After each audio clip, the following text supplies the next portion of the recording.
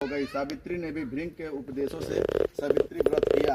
एक दिन वह पिता के पास गई और प्रणाम कर बैठ गई। पिता ने सावित्री को विवाह योग्य जानकर आत्माओं से उसके विवाह के लिए कोई योग्य किसी श्रेष्ठ वर को न देखकर पिता सावित्री को सावित्री से कहा, पुत्री तुम वृद्धजनों तथा आत्मजनों के साथ जाकर स्वयं ही अपने अनुरूप कोई वर देख लो।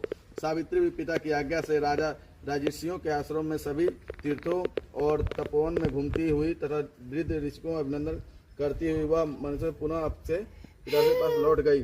सावित्री ने देखा कि राज्यसभा देवर्षि नारद बैठे हुए थे। सावित्री ने देवर्षि नारद और पिता को प्रणाम कर अपना वृत्तांत इस प्रकार बताया कि साल्योदय में घुमतने नाम एक धर्मात्मा राजा है, उनके सत्यवान नामक पुत्र का मैंने अपना वर चुना है। सावित्री की बात सुनकर देवर्षि नारद कहने लगे, राजन इसने बाल्य स्वभाव उचित फैसले नहीं लिया।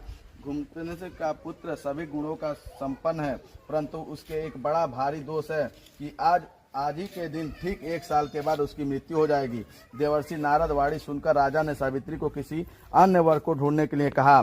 सावित्री बोली कि राजाओं की आज्ञा एक बार होती है, पंडित जन एक ही बार बोलते हैं, कन्या भी एक ही बार दी जाती है। ये तीनों बातें बार बार नहीं होती। सत्यवान दीर्घायु हो अथवा अल्पायु, निर्गुण हो या रुगुण होने को आया। तब सावित्री ने विचार किया कि अब मेरे पति की मृत्यु का समय समीप आ गया है। यह सोचकर सावित्री ने भाद्रपद मास के शुक्ल पक्षक द्वादशी से 3 रात्रि का व्रत ग्रहण कर लिया।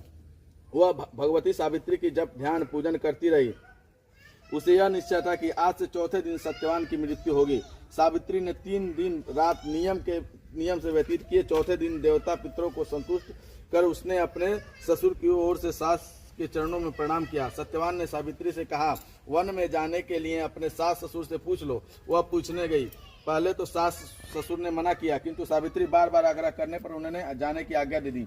दोनों साथ साथ वन में गए। सत्यवान ने कहा, काष्ठ कटकर बोला, परंतु उसी समय उसके मस्तक में महान वेदन उत्पन्न हुई। उस दिनों की गति संत है, वर्णों का आधार वेद है, शिष्यों का आधार गुरु है और सभी प्रयोगों का आश्रय स्थान पृथ्वी है। उसी प्रकार स्त्रियों का एकमात्र आश्रय स्थान उसका पति ही, अन्य कोई नहीं है। इस प्रकार सावित्री के धर्म और अर्थयुक्त वचनों को सुनकर यमराज प्रसन्न होकर कहे। धर्मजान ने कहा, सावित्री मैं संपूर्ण लोगों का नियमन करने वाला हूँ, मेरा नाम यम है। तुम्हारे पति की आयु समाप्त हो गई है, परंतु तुम पतिव्रत हो, इसलिए मेरे दूत तुम इसको न ले जा सके, अतः मैं स्वयं ही आया हूँ। इतना कहकर यमराज ने सदा बनी रहे। यमराज ने सावित्री को सारे वर दे दिए और सत्यवान को भी दे दिए। सावित्री प्रसन्नतापूर्वक अपने पति को साथ लेकर आश्रम आ गई। ज्येष्ठ अमावस को जो उसने सावित्री व्रत किया था, यह सब उसी का फल है। जो नारी भक्ति से इस व्रत को करती है, वह सावित्री की तरह दोनों कुलों को उद्धार कर पति सहित चिरकाल तक सुख भोगती है। जो इस महाकाव्य को पढ़ते हैं अथवा सुनते हैं,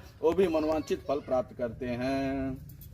बोलो बटरावसी मैया की जय हो। हाँ जी।